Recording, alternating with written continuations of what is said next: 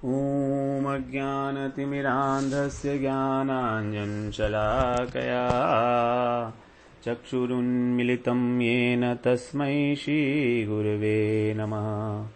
वाञ्छाकल्पतरुभ्यश्च कृपा सिन्धुभ्यैव च पतितानां पावनेभ्यो वैष्णवेभ्यो नमो नमः। नमो महावदन्याय कृष्ण प्रेम प्रदायते कृष्णाय कृष्ण चैतन्य नाम्ने गौरत्विषे नमः।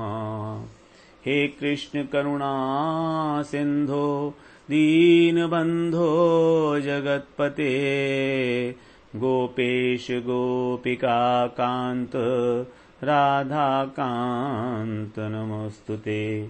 तप्त कांचन गौरांगी राधे वृंदावनेश्वरी वृषभानुसुते देवी प्रणमामि हरिप्रिये।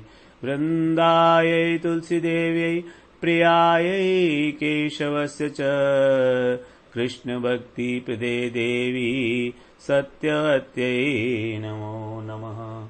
श्री कृष्ण चैतन्य प्रभो नित्यानंद श्री अद्वैत गदाधर शिवासादि गौर भक्त वृंद। हरे कृष्ण कृष्ण कृष्ण हरे हरे हरे राम राम राम हरे हरे। हरे कृष्णा। सर्वप्रथम मैं अपने गुरुपाद पद ओम विष्णुपाद अष्टोत्तर शत श्री श्रीमद् भक्ति वेदांत माधव गोस्वामी महाराज के चरण कमलों में अनंत कोटि दंडवत प्रणाम ज्ञापन करता हूं। हम लोग श्रीमद् भगवद गीता का 7वें अध्याय का 4था श्लोक श्रवण कर रहे हैं, जिसमें भगवान ने अपनी अपरा प्रकृति के विषय में बताया है कि वो अष्टधा प्रकृति है भगवान की, जिसको बहिरंगा प्रकृति, जड़ प्रकृति, महामाया, इस प्रकार के अनेक नामों से भी पुकारा जाता है। तो ये प्रकृति जो है भगवान की, यही है हमारे अंदर जो अविद्या उत्पन्न कराती है। इसी प्रकृति के कारण हम लोग मैं और मेरा के चक्कर में फंस जाते हैं। इसी को माया, महामाया कहा जाता है। तो हम लोगों का जो संसार में बंधन का कारण है वो है मैं और मेरा, ये मैं हूं और ये मेरा है। तो सबसे पहले हम लोग बात कर रहे थे, दो प्रकार की बातें हैं, एक तो ममता और एक अहंता। तो ममता जो है स्थूल है, क्योंकि वो किसी वस्तु विशेष, व्यक्ति विशेष के प्रति होती है, और अहंता जो है सूक्ष्म है, वो दिखाई नहीं देती है। तो ममता को छोड़ना सरल है। उसके लिए क्या उपाय हैं?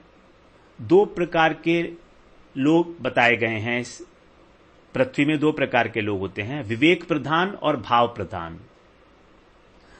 जो विवेक प्रधान लोग हैं वो दो प्रकार का विवेक बताया गया है, उदित विवेक और अनुदित विवेक। जो अनुदित विवेक वाले व्यक्ति हैं, अनुदित विवेक अर्थात जिनका विवेक अभी उदित नहीं हुआ है, वे लोग शास्त्रों के अंदर जो स्थूल अर्थ हैं उनको ग्रहण करते हैं। शास्त्रों के अंदर अनेक अनेक प्रकार की बातें बताई गई हैं, कर्म, ज्ञान, योग इत्यादि। वेदों में तो अधिकतर कर्म की ही बातें हैं, कर्म कांड ही है। 80% कर्म कांड की ही बात की गई है, 16% ज्ञान की बात की गई है, और केवल 4% जो है वो भक्ति की बात की गई है। तो जो अनुदित विवेक वाले लोग हैं वो कर्म कांड के अंदर ही उलझकर रह जाते हैं, और अगर थोड़े से ऊपर उठेंगे तो वो लोग ज्ञान और योग में फंस जाएंगे। तो वे लोग इस प्रकार से शास्त्रों का स्थूल अर्थ ग्रहण करके और उसी के अंदर आबद्ध हो जाएंगे। उनके लिए बाहर निकलने का रास्ता इतना आसान नहीं है। दूसरे प्रकार के जो लोग हैं वो हैं उदित विवेक। उदित विवेक का मतलब जिनकी विवेक शक्ति उदित हो गई है, उदय हो गई है। ऐसे व्यक्ति क्या करते हैं? गुरु और वैष्णवों का अनुगत्य करते हैं। उनके अनुगत्य में शास्त्रों के गूढ़ अर्थ को ग्रहण करते हैं और उसे ग्रहण करके फिर अपने आचरण में उतारते हैं। ये लोग हैं जिनको कहा गया है उदित विवेक। तो ऐसे जो विवेक प्रधान व्यक्ति हैं वो इस विवेक को धारण करते हैं कि ये संपूर्ण जगत प्रकृति का विकार है।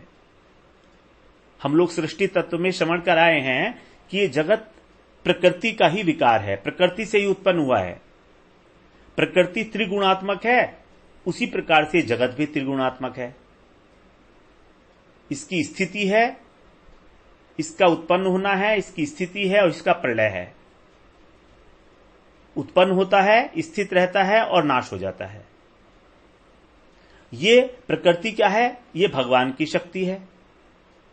तो इसका मतलब इस जगत में जो कुछ भी है वो केवल भगवान का ही हो सकता है, मेरा तो कदापि नहीं हो सकता। क्योंकि जिसकी उत्पत्ति ही भगवान की शक्ति से हुई है वो भगवान का ही तो होगा। इस प्रकार से उदित विवेक व्यक्ति इस शरीर से और इस संसार से अपना कोई भी संबंध नहीं मानता। उसको केवल भगवान की वस्तु समझकर भगवान की सेवा में ही लगाता है, भगवान की सेवा का उपकरण मात्र मानता है संसार की प्रत्येक वस्तु को। उस व्यक्ति को कहा गया है उदित विवेक।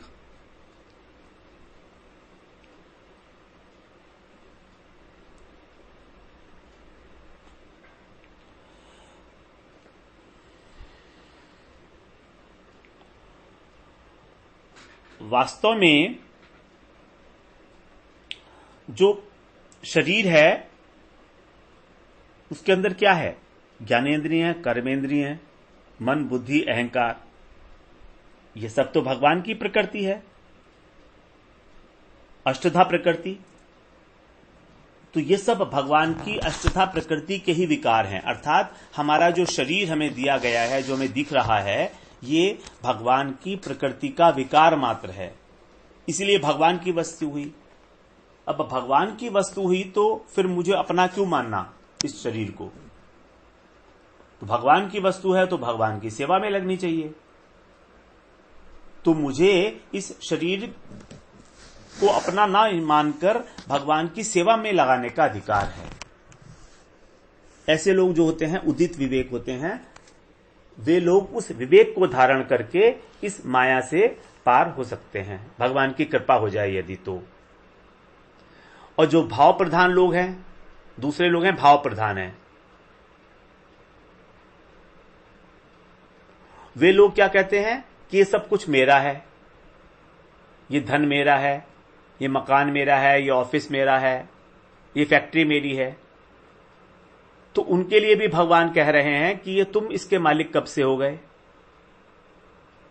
ये सब कुछ तो भगवान ने कहा है कि मेरा है, जगत सारा का सारा भगवान का है। फिर हम कैसे कह सकते हैं कि ये हमारा है? अगर फिर भी हम इसे अपना मानते रहेंगे तो यही हमारे बंधन का कारण बनेगा।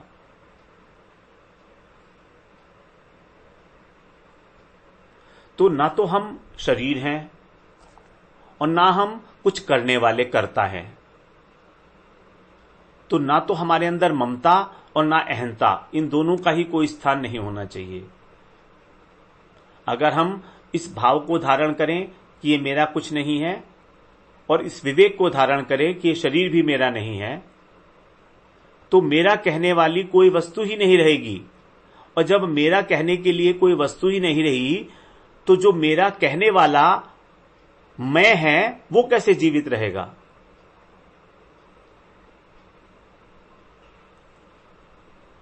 जब मैं ये कहता हूं कि ये सामान मेरा है तो तब तक तो मैं की सत्ता है। अगर मेरा कुछ है ही नहीं तो मैं भी कुछ नहीं हुआ। तो मैं का जो अस्तित्व है वो मेरापन से ही पुष्ट हो रहा है।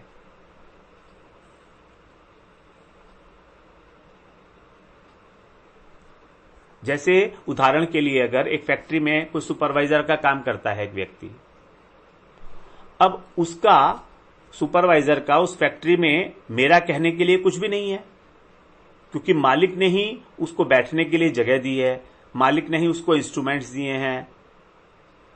ये सारे के सारे इंस्ट्रूमेंट्स और जगह उसकी अपनी तो नहीं है।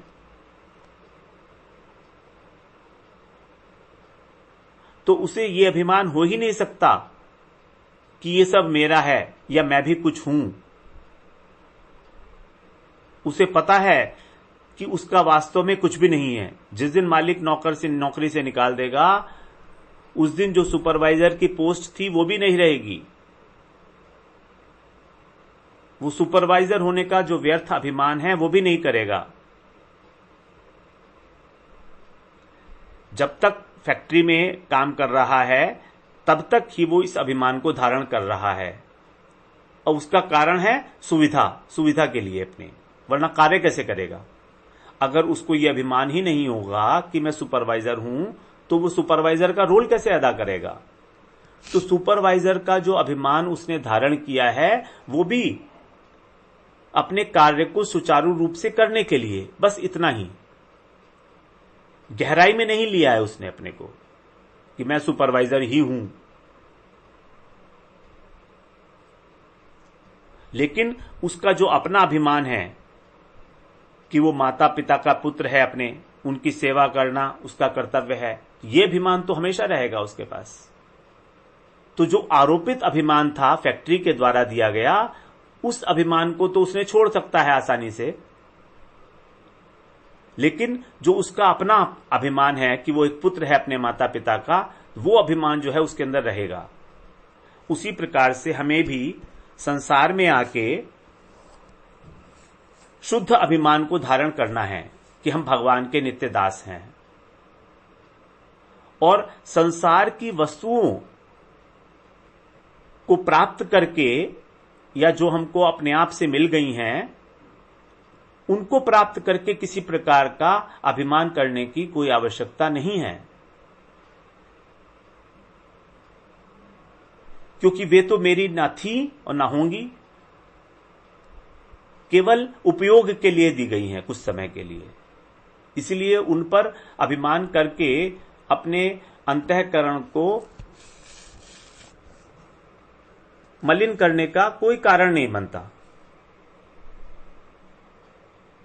वो तो ऐसा ही हो गया जैसे कि एक सुपरवाइजर, उसको नौकरी से निकाल दिया और तो भी वो अपने को सुपरवाइजर ही माने बैठा हुआ है, चिपका हुआ है उस पोस्ट के साथ सुपरवाइजर की, जबकि वो अब कुछ नहीं है। रिटायरमेंट होने के बाद जैसे हम लोग चिपके रहते हैं रिटायर्ड पोस्ट के साथ, ये बिल्कुल बेमानी बेमतलब है।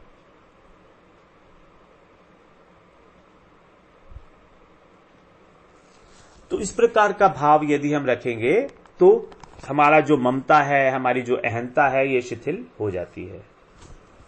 तभी भगवान ने कहा भिन्ना इतियम, यह अहंकार इतियम में भिन्ना प्रकृति रष्टता, मेरी प्रकृति है और मुझसे भिन्न है, तुम्हारी प्रकृति नहीं है और ना ही वो चिन्मय है, जबकि आत्मा चिन्मय वस्तु है। इस प्रकार से हम लोगों ने चौथा श्लोक श्रवण किया। अभी हम 5वां श्लोक श्रवण करते हैं। ये भी भगवान की ही प्रकृति है जिसके बारे में भगवान बता रहे हैं। अपरेयमितस्त्वन्याम प्रकृतिम विद्धि में पराम, जीवभूताम महाबाहो ययेदं धारयते जगत। यहां पर भगवान अब दूसरी प्रकृति के बारे में बता रहे हैं। प्रकृतिम विद्धि में पराम, उसको तुम मेरी परा प्रकृति जान। विद्धि माने जान।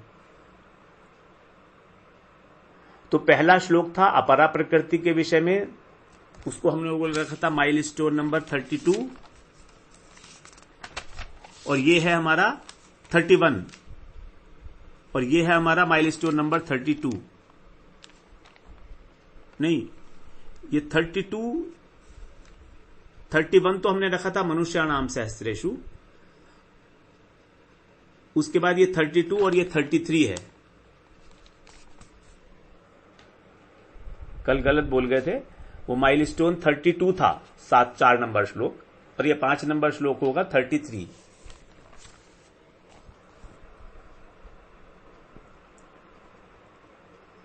यहां पर भगवान अब दूसरी प्रकृति के विषय में बता रहे हैं, परा प्रकृति। तू शब्द आया इसके अंदर, तू का मतलब है किंतु। किंतु का मतलब जो पहले अभी प्रकृति बताई है उससे विपरीत, उससे अलग प्रकार की। इयम मन यह अपरा, अपरयम, अपरा है ना, अपरा मतलब जड़ प्रकृति जो है उससे अपर, जो जड़ प्रकृति पहले बताई गई थी उसको अपरा प्रकृति बोला गया है। इतः माने इससे, अन्यम माने अन्य, भिन्न, मैं माने मेरी प्रकृति को, पराम, पराम का मतलब श्रेष्ठ, विद्धि माने जानो,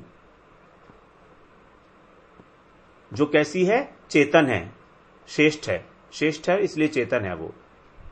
यया, यया माने जिसके द्वारा, जिस चेतन शक्ति के द्वारा, इदम जगत, यह जगत, धारयते, धारण किया जाता है। मतलब क्या हुआ इसका, कि जो मेरी अपरा प्रकृति है उससे भिन्न जो मेरी परा प्रकृति है, अर्थात जो श्रेष्ठ प्रकृति है उसको जानूं। और वो परा प्रकृति है चेतन,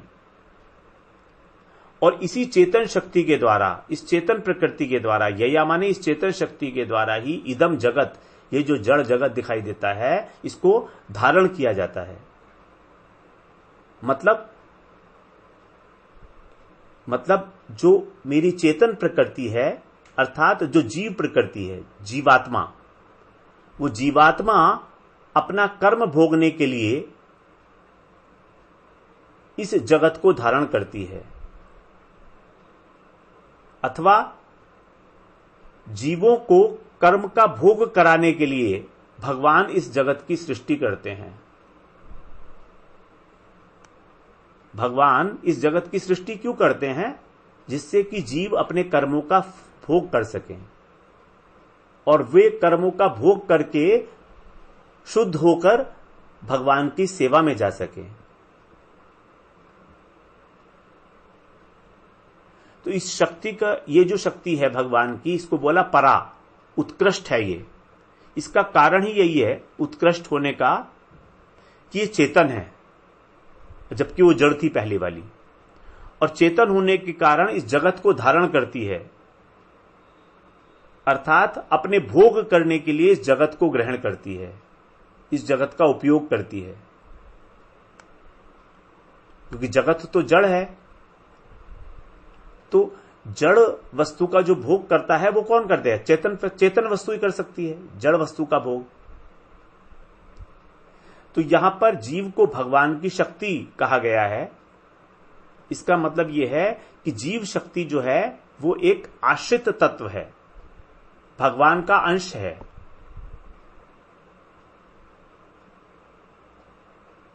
भगवान बता रहे हैं ना, ममैवांशो जीव लोके जीव भूत सनातन, कि ये जो जीव है ये मेरा ही तो अंश है, लेकिन ये इस संबंध को भूल गया है। और भूल कर क्या कर रहा है, ये जो बहिरंगा शक्ति थी मेरी माया शक्ति, उसके द्वारा ये जो जड़ जगत रचना की गई, उस जगत का अपने को स्वामी मानता है और उसका भोग करता रहता है, उसका भोग करना चाहता है, अपने को स्वामी मानकर जड़ जगत का भोग करना चाहता है, जबकि वास्तव में स्वामी नहीं है। वास्तव में तो भगवान ही है स्वामी। और कैसे भोग करता है जड़ जगत का, अपने पूर्व जन्मों के कर्म फलों के अनुसार। और इस प्रकार से भोगते भोगते उसको केवल दुख की ही प्राप्ति होती है, और इसीलिए जन्म और मृत्यु के चक्कर में वो पड़ा रहता है। तो ये जो जीव शक्ति है ये जड़ प्रकृति जो थी उससे भिन्न है, चेतन है।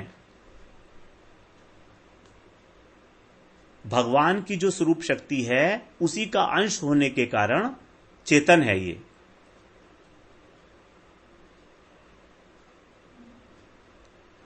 और जब तक ये जीव प्रकृति यानी कि जीव शक्ति अथवा जीवात्मा इस जड़ प्रकृति के संसर्ग में पड़ी रहेगी, जगत का भोग करती रहेगी, तब तक इस संसार में फंसी रहेगी। लेकिन यदि यही जीव शक्ति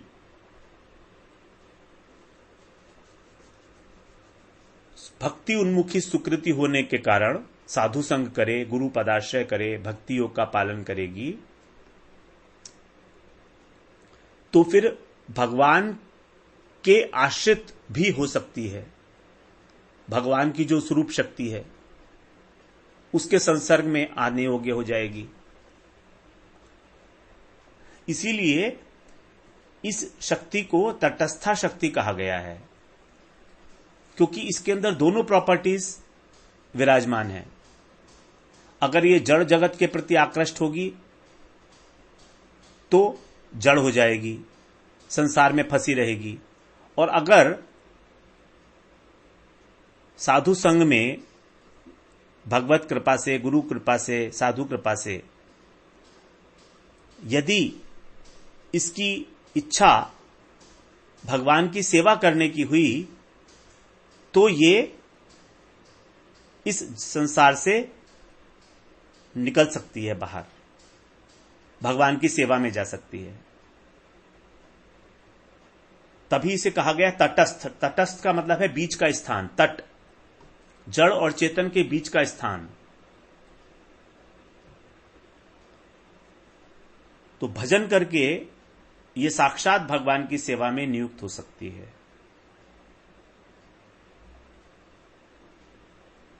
तो भगवान की जो अंतरंगा शक्ति है उससे जो उत्पन्न चित्त जगत है और बहिरंगा शक्ति से उत्पन्न जड़ जगत है, इन दोनों जगत के लिए ये शक्ति उपयोगी हो सकती है, इसीलिए इसको तटस्था कहा गया। जो तट पर स्थित है। यदि भजन करेगा जीव तो भगवान की सेवा में चला जाएगा, और यदि नहीं करेगा तो संसार में उलझ कर रह जाएगा। भगवान की अनंत शक्तियों में से 3 शक्तियां प्रमुख बताई गई हैं: चित्त शक्ति, जीव शक्ति और बहिरंगा शक्ति। सबसे पहले है भगवान की चित्त शक्ति अथवा योग माया। यह है भगवान की स्वरूप शक्ति जो भगवान के चित्त जगत का सृजन करती है। भगवान का वैकुंठ धाम है, वैकुंठ धाम के अंदर भगवान के जितनी भी वस्तुएं हैं वो सब भगवान के परिकर हैं। भगवान की जो लीलाएं हैं उन सब का भी आयोजन जो है वो यही योग माया करती है, स्वरूप शक्ति करती है। ये 100% चेतन है, इसी को कहा जाता है अंतरंगा शक्ति या स्वरूप शक्ति। फिर दूसरी शक्ति है भगवान की जीव शक्ति अथवा तटस्था शक्ति जिसे बोलते हैं। तो सभी जीव जो हैं वो इसी शक्ति से प्रकाशित होते हैं। अनंत अनंत ब्रह्मांडों के अनंत अनंत जीव। तो ये जो है चित्त जगत और अचित्त जगत के बीच में स्थित है, जैसे समुद्र का तट है। कभी तट जो है कभी जल धर्म और कभी भूमि के धर्म को धारण करता है। तो तटस्थ स्थान पर रहने के कारण ये एक ऐसी वस्तु को प्रकाशित करती है जो चित्त जगत में भी जा सकती है और अचित्त जगत में भी संबंध रख सकती है। अर्थात जीव शक्ति, जीवात्मा एक ऐसी वस्तु है जिसका संबंध भगवान से भी है और जिसका संबंध जगत से भी है, जहां पर उसकी जिसकी इच्छा होगी वैसा। और तीसरी है बहिरंगा शक्ति, जड़ शक्ति। इससे जो है जितना हम जड़ जगत देखते हैं इस सब की उत्पत्ति होती है। इस प्रकार से तीन शक्तियां हैं मेन भगवान की। अब भगवान ने यहां पर चौथे और 5वें श्लोक में अपनी 2 शक्तियों का मेंशन किया, जड़ शक्ति और जीव शक्ति के विषय में। चौथे श्लोक में महामाया अथवा जड़ शक्ति अथवा बहिरंगा शक्ति, और 5वें श्लोक में तटस्थ शक्ति अथवा जीव शक्ति। तो जितने भी जगत में जीव हैं सब कृष्ण बहिर्मुख हैं, सब कृष्ण से विमुख हैं, वे सभी तटस्थ शक्ति से प्रकाशित हुए हैं।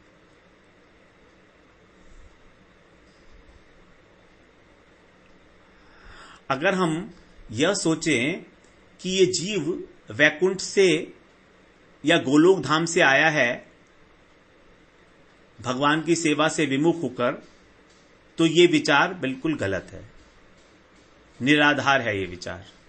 क्योंकि भगवान की सेवा प्राप्त करके जीव का पतन होना असंभव है। भगवान बता रहे हैं यद गत्वा न निवर्तन्ते तद धाम परमम मम।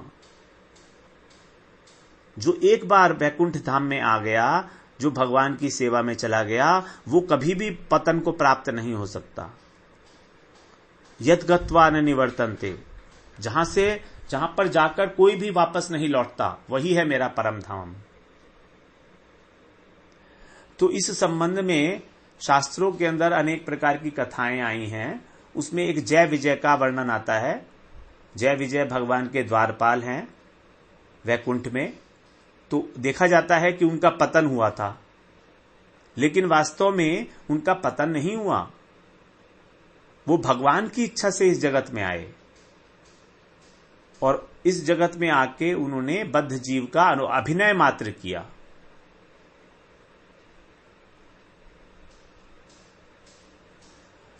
और इसके अतिरिक्त जो चित्त जगत में जीव भगवान की सेवा में निमग्न हैं, वे बलदेव प्रभु जी का अंश हैं, उनसे प्रकट होते हैं और वे नित्य मुक्त जीव हैं, उनका कभी पतन नहीं होता।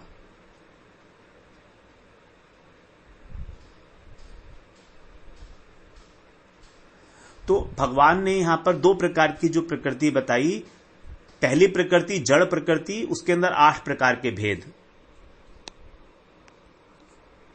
जड़ प्रकृति के अंदर ही भेद पाए जाते हैं।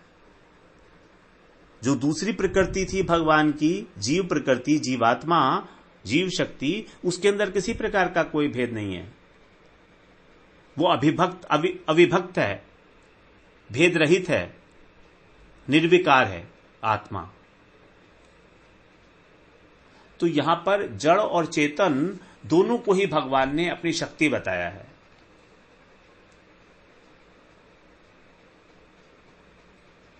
इसका मतलब यह हुआ कि जो जड़ तत्व है, जो संसार है, वो जीव की शक्ति नहीं है। अतः जो संसार है, इसके ऊपर जीव का अधिकार नहीं हो सकता, क्योंकि चेतन जीव के ऊपर भी तो भगवान का अधिकार है। भगवान का अंश है वो,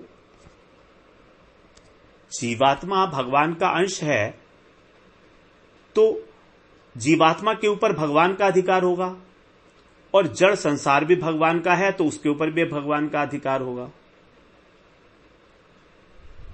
अगर जीवात्मा ये माने कि इस संसार के ऊपर मेरा अधिकार है तो ये गलत है, क्योंकि वो तो दोनों ही, संसार और जीव दोनों ही तो भगवान की शक्ति हैं। लेकिन फिर भी अविद्या के कारण ये जीवात्मा ये मानने लगता है कि ये संसार मेरा है, मैं इसका स्वामी हूं। कारण है इसका अविद्या।